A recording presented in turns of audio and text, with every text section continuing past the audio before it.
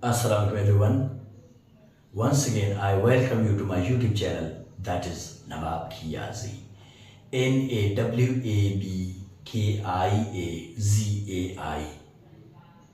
As you know, that we have started a series of tenses, and this is the 11th video of tenses.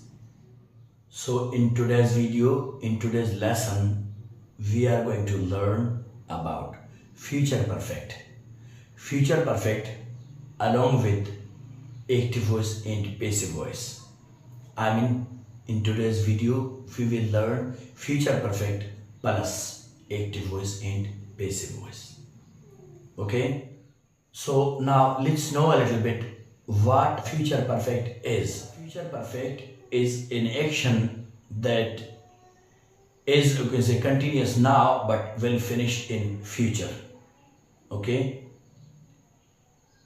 This is the, you can say, first sign. The second sign is that the work will start in future and will finish in future. Understood? So now let's know a little bit about active voice and passive voice. That what active voice is and what passive voice is. Active voice is a common way, or it is a general way of speech where we reveal the subject, the verb and the object. Everything in a sentence. Understood? For example, if I say, we will have finished the work. Now the subject is known, we will have finished the verb, the work, the object of the sentence. Each and everything is clear. Understood? So such sentences are called active voices. Now I am talking to you, or we can say I am speaking to you. These sentences are called active voice sentences. But passive voice is a different way of speech where we do not want to mention the name of the subject, or we do not want to reveal the subject. Then we use a passive voice sentence. How? Like, the work will have been finished. The work will have been finished. Now here, no one knows who will have finished the work. Whether it can be I, you, me, okay, him, her, it can be anyone. Understood? So this is called passive voice, where we do not know the subject, the doer of the action, that who does the action or who has done the action or who will do the action. No one knows. Only we give importance to the work, to that action. Understood? This is the difference between active voice and passive voice. In active voice, we say we will have finished the work. In passive voice, we say the work will have been finished. No one knows who did it or who will do it or who will have done it. Understood? So this is the difference of active voice and passive voice. Now let's know a little bit about the formula of the active voice sentences, that how sentences are made in active voice. Understood? So the formula of active voice is this, that first of all your subject, I, you, we, they, he, she, it, any subject. After that your modal verb, will. After that your helping verb, have. After that your main verb, the third form of the verb. After that your object. 5 things. Once again I should remind you: subject, modal verb, helping verb, main verb, object.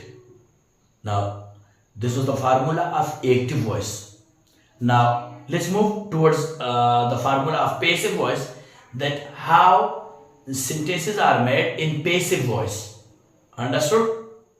So the formula of passive voice is this, that first of all your subject can be any, you can say, object of the active voice.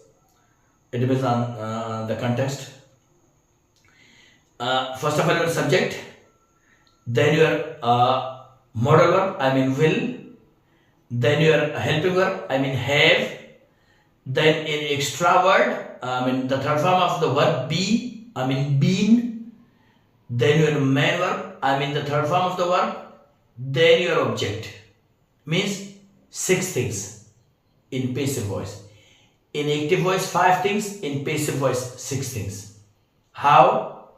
Like subject, modal verb, helping verb, extra word, I mean the third form of the verb be, then the main verb, I mean third form of the verb, then object if it's needed. Understood? Mostly revealing of the object is not necessary in passive voice. Understood? So here I would like to tell you one more important thing. So the important thing is this, that in passive voice sentences you must use the third form of the verb. Anyhow, in any case, at any rate, by hook or by crook, you will have to use the third form of the verb. No any other forms of the verb. Whether that is the first form of the verb or the second form of the verb, or even the ing form of the verb. No. In passive voice sentences, you will have to use the third form of the verb is the main verb. I'm talking about the main verb, not the helping verbs like is, are, and was verb. No. I'm talking about the main verb. Drive, wash, clean. Okay, such verbs I'm talking. So you can use third form of the verb in passive voice sentences anywhere in the tenses, whether that is past, present or future, whether that is past simple, past continuous or past perfect, whether that is present simple, present continuous or present perfect, whether that is future simple, future continuous or future perfect. Now we are reading future perfect. Okay, so you must use the third form of the verb. No any other forms of the verb is the main verb of the passive voice. Understood? So mark my words. You cannot make a mistake here. If you made a mistake here, then you would pay the price, not me, because I have told you each and everything about the active voice and passive voice. Understood? So here I would like to tell you another rule of active voice and passive voice. So the rule of active voice in passive voice is this, that the subject of the active voice becomes the object of passive voice, and the object of active voice becomes the subject of passive voice. Understood?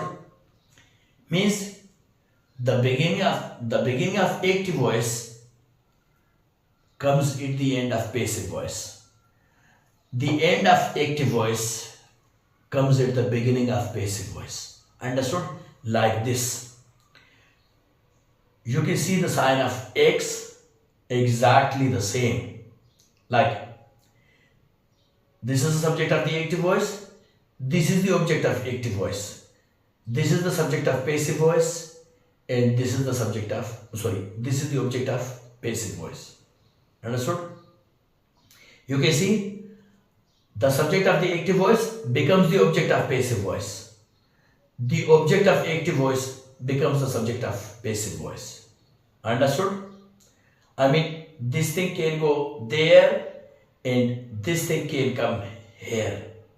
Okay? So you have to remember the sign of X like this. Understood? Now here I would like to tell you one thing, that in active voice, in passive voice, only transitive verb is used. Intransitive verb is not used. So now let's know a little bit what a transitive verb is and what an intransitive verb is. A transitive verb is a verb that takes a direct object. How it takes a direct object? Means without a preposition. For example, we will have finished the work. Now you see the transitive verb finished. After that, the work.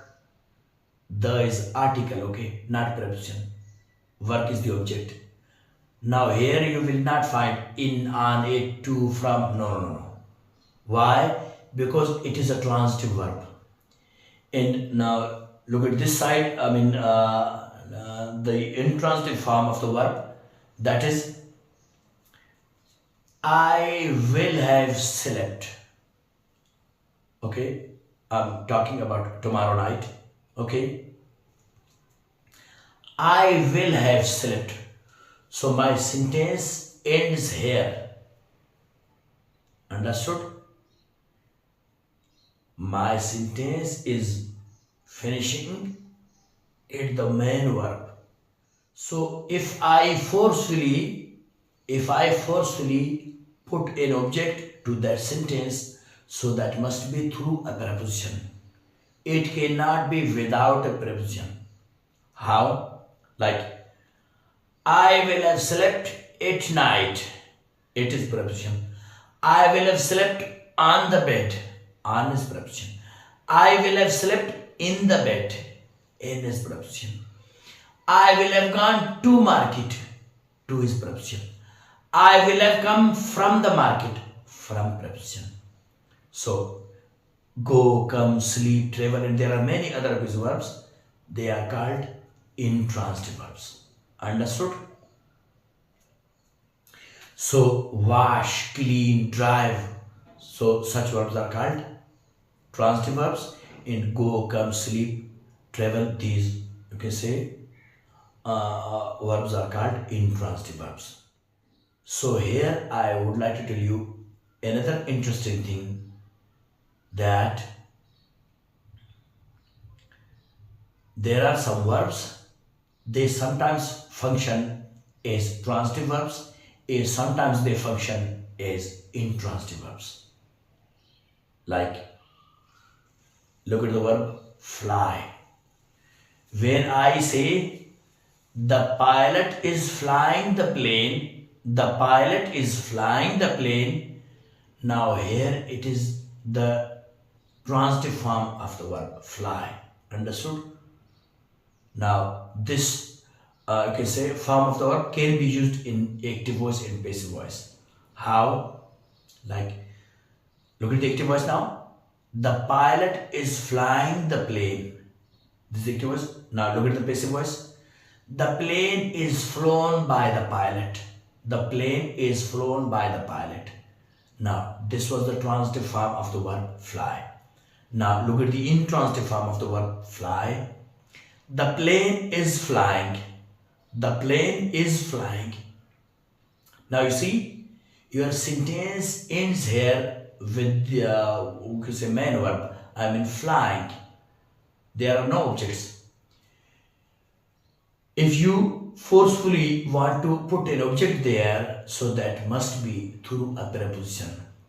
Like, the plane is flying in the sky. The plane is flying in the sky. So, how will you use this form of the verb in passive voice? I mean the intransitive form. Will you say that the sky is flown by the plane? The sky is flown by the plane. Then where is the preposition? In. In is not there in the sentence. And how the sky can be flown by the plane? Because a sky, you can say, is not flown.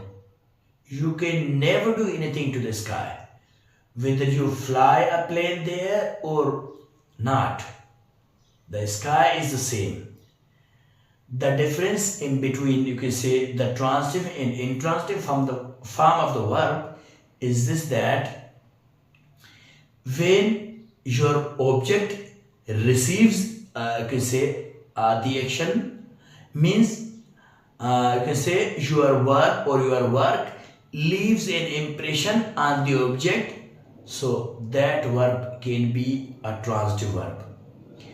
When your verb cannot leave an impression on the object, then that is an intransitive verb. How? For example, if I say the plane is flying in the sky, so what will happen to the sky? Nothing can happen to the sky. Sky is there on its place. Okay? Same to same. No changes in that. If I say I sleep at night, so what will happen to the night? Nothing will happen to the night. Night will remain the same. Understood? If I say, if we talk about the transitive form of the verb, that I break this marker, I break this marker. So here you see, when I break it, you can say, it will be broken. So here, the object is receiving the action directly. Okay? If I tell you another example, that if I say that I throw this marker, when I will throw this marker, so this marker will go from here to there. Understood? If I say I go to market, so what will happen to the market if I don't go? Nothing will happen to the market. Market is the same. Market is on its place. So that's why, these verbs are called transitive and intransitive verbs. Understood? Where your verb leaves an impression on the object, that is called transitive form of the verb. But where your verb cannot leave an impression on the object, then that is called intransitive verb. Understood? This is the difference between a transitive and intransitive verb. Okay? So mark my words.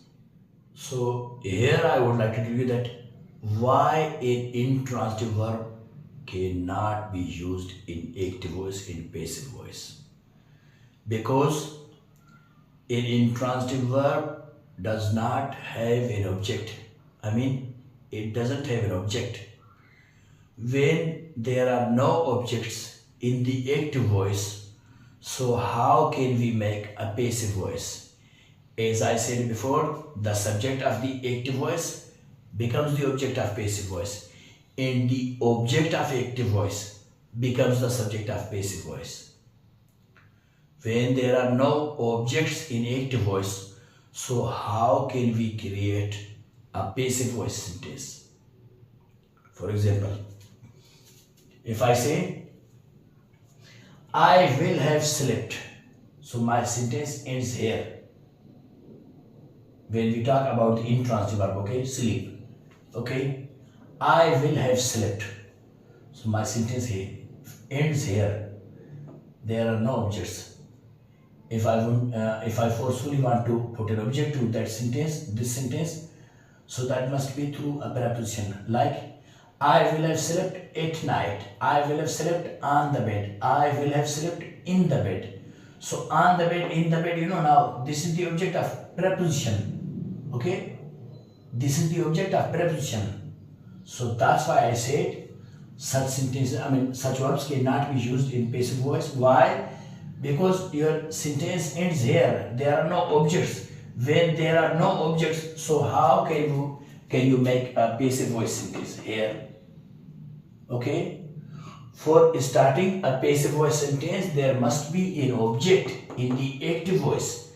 Then you can create, you can frame a passive voice sentence. Understood? So this is the difference. Okay. So as I said before, the sign of the X, this thing can go there and this thing can come here. Understood? And the last thing is that I want to tell you the forms of the sentence. Not those kinds or types. You can say that, optative sentences, imperative sentences, declarative sentences. No. Here I am talking about the forms of the sentence that, positive sentence, negative sentence, interrogative sentence, interrogative, negative sentence. Understood? So now you see, all these subjects I have written together. Why?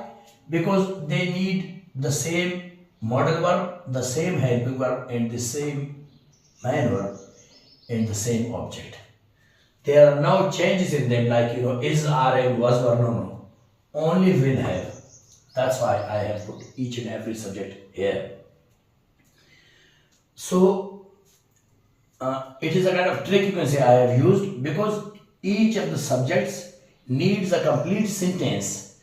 Now if I write a complete sentence with each subject, then there won't be, you can say, enough place on the board.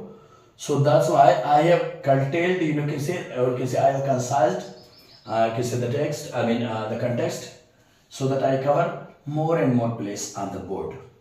It's a trick, but you cannot do it like this. And the second thing that I will read them according to you as you want, that each sentence with each subject, okay? I will read them like that. But as I have written them, you cannot write them like this. You will put only one subject with each sentence, and you can say one object with each sentence. You see, here it is I, so it should be me. So here it is you, and here it should be you. Why? Because the subjective case and the objective case of you, I can say, are the same.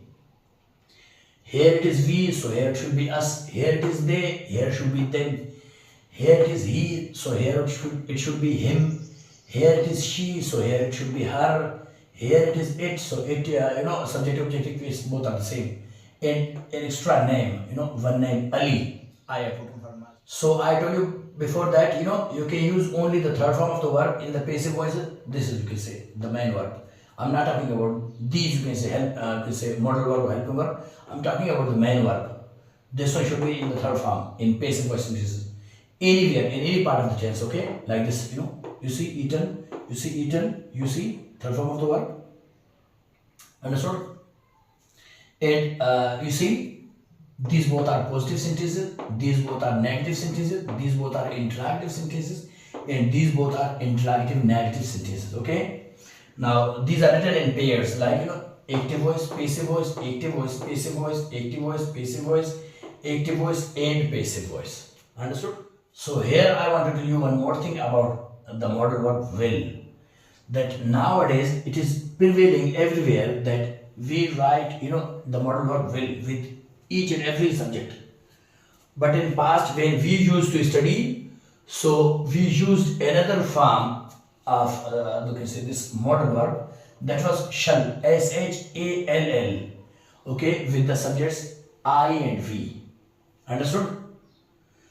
With the subject in past, with the subjects I and we used to use another, you can say, modal verb, that was shall, shall, okay.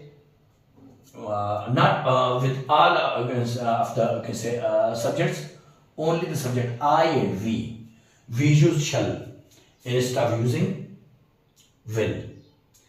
But nowadays we use will with every subject. Why? Because nowadays American English is prevailing everywhere. Will is American English, shall is British English. Understood? So here you have to remember one more thing, that in, you can say, official letters, or you can say documents, you must use shall, okay, with the subjects I and we. You cannot use will there. And you can say official letters, and you can say documents, you cannot use will with the subjects I and we. You cannot use will, but rather you should use shall, shall, that is British English. Understood? Like, I shall have eaten lunch, you will have eaten lunch, we shall have eaten lunch, they will have eaten lunch, he will have eaten lunch, she will have eaten lunch. Each and every, you can say, with each and every subject you use will. I will have eaten lunch, you will have eaten lunch, we will have eaten lunch, they will have eaten lunch, she will have eaten lunch, it will have eaten lunch, Ali will have eaten lunch. Understood? So this was future perfect active voice positive sentence. Now this is future perfect passive voice positive sentence. Lunch will have been eaten. Now here you can say if you want to put you can say the article, there can be possible that the lunch, or you can say lunch only. Okay, lunch will have been eaten by me. Lunch will have been eaten by you. Lunch will have been eaten by us. Lunch will have been eaten by them. Lunch will have been eaten by him. Lunch will have been eaten by her. Lunch will have been eaten by it. Lunch will have been eaten by Ali. Understood?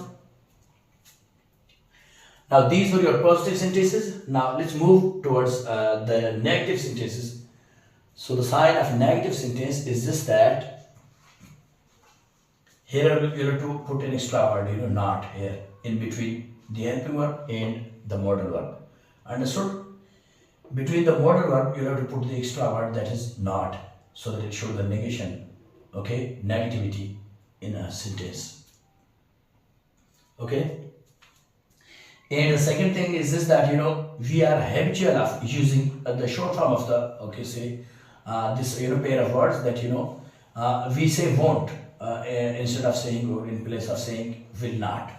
So we mostly say won't. So if you allow me please, so that I should use you can say the short form of the will not. I won't have eaten lunch. You won't have eaten lunch. We won't have eaten lunch. They won't have eaten lunch. He won't have eaten lunch. She won't have eaten lunch. It won't have eaten lunch. Ali won't have eaten lunch. Understood? So now this was your future perfect active voice negative sentence. So now here we are going to read future perfect passive voice negative sentence. So again, as I said before, the same case applies here. Will becomes, you can say won't.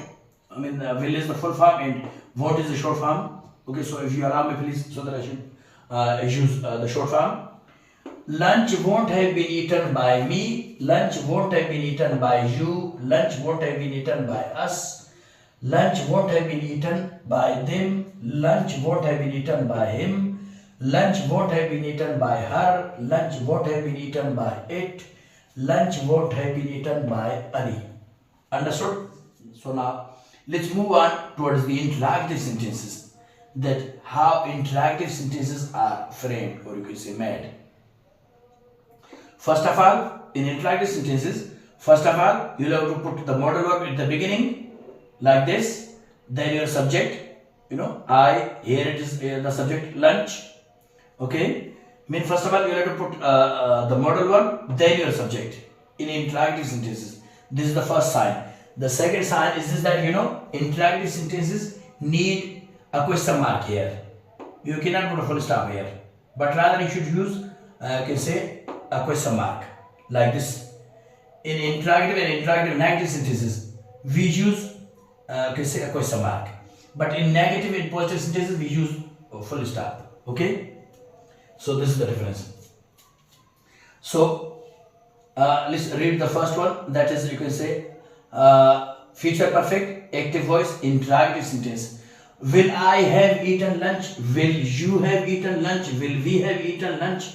Will they have eaten lunch? Will she have eaten lunch? Will it have eaten lunch? Will Ali have eaten lunch? Okay. Now let's move on towards the future perfect passive voice interrogative sentence. Like, will lunch have been eaten by me? Will lunch have been eaten by you? Will lunch have been eaten by us? Will lunch have been eaten by them? Will lunch have been eaten by him? Will lunch have been eaten by her? Will lunch have been eaten by it? Will lunch have been eaten by Ali? Understood?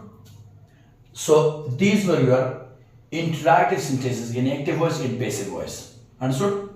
So now we are moving towards the last part, that is interrogative negative sentences. Now here it was only the modal verb, but here again you have to put at the beginning of the sentence, you have to put modal verb will, You have to put modal verb will, then not, then your subject. Understood? In both cases, I mean active voice and passive voice. When it comes to can say the interrogative negative can say form of the sentence. Now again the same case applies here. As I said before, that the short form of will not is won't. Okay, so if you allow me please, so that you read in you can say short forms like won't I have eaten lunch, won't you have eaten lunch, won't we have eaten lunch, won't they have eaten lunch, won't he have eaten lunch, won't she have eaten lunch, won't it have eaten lunch, won't Ali have eaten lunch. Understood? So this was your future perfect, active voice, interactive negative sentence. Now this is future perfect, passive voice, interactive negative sentence. Okay, so let's read it. Won't lunch have been eaten by me? Won't lunch have been eaten by you? Won't lunch have been eaten by us? Won't lunch have been eaten by them? Won't lunch have been eaten by him? Won't lunch have been eaten by her? Won't lunch have been eaten by it? Won't lunch have been eaten by Ali? Understood? So this is your future perfect with active voice and passive voice. And I hope you have understood the concept of today's lesson. If we are alive, we will meet in a new video with a new grammatical point. So bye for now.